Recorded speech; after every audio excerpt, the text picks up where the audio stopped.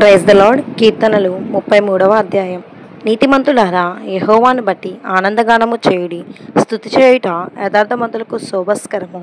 సితారతోను యెహోవాను స్తుతించుడి. 10 తంతుల స్వరమండలముతో ఆయనను కీర్తించుడి. ఆయనను గూర్చి నూతన కీర్తన పాడుడి. ఉత్సాహధ్వనితో ఇంపుగా వాయించుడి. యెహోవా వాక్యము యథార్థమైనది, ఆయన చేయునదంతయు నమ్మకమైనది. ఆయన నీతిని న్యాయమును ప్రేమించుచున్నాడు. లోకము యెహోవా కృపతో నిండియున్నది. యెహోవా వాక్కు చేత ఆకాశములు కలిగెను. ఆయన నోటి ఊపిరి చేత వాటి సర్వ సమూహము కలిగెను. సముద్ర జలములను రాశిగా కూర్చువాడు ఆయనే. అగాధ జలములను కొట్లలో కూర్చువాడు ఆయనే. లోకులందరూ యెహోవా యందు భయభక్తులు నిలుపవలెను. భూలోక నివాసులందరూ ఆయనను వెరవవలెను. ఆయన మాట సెలవీయగా దాని ప్రకారమాయెను. ఆయన ఆజ్ఞాపింపగానే కార్యము స్థిరపరచబడెను. అన్యజనముల ఆలోచనలను యెహోవా వ్యర్థపరచును.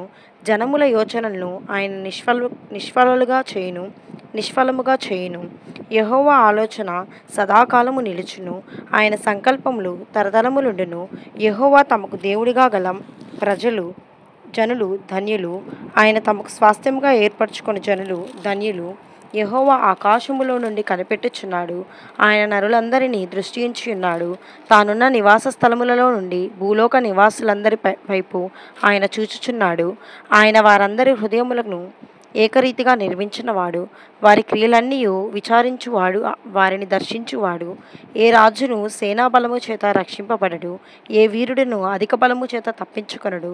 రక్షించుటకు గుర్రము అక్కరకు రాదు. అది దాని విశేష బలము చేత మనుష్యులను తప్పింపజాలదు. వారి ప్రాణమును మరణము నుండి తప్పించుటకును, కరువులో వారిని సజీవులుగా కాపాడుకొనుటకును యెహోవా దృష్టి ఆయన యందు భయభక్తులు గల వారి మీదను, ఆయన కృప కొరకు కనిపెట్టి వారి మీదను నిలుచుచున్నది. మనము యెహోవా పరిశుద్ధ నామము నందు నమ్మిక ఉంచియున్నాము. ఆయనను బట్టి మన హృదయము సంతోషించుచున్నది. మన ప్రాణము యెహోవా కొరకు కనిపెట్టుకొనుచున్నది. ఆయనే మనకు సహాయము, మనకు కేడమునై ఉన్నాడు.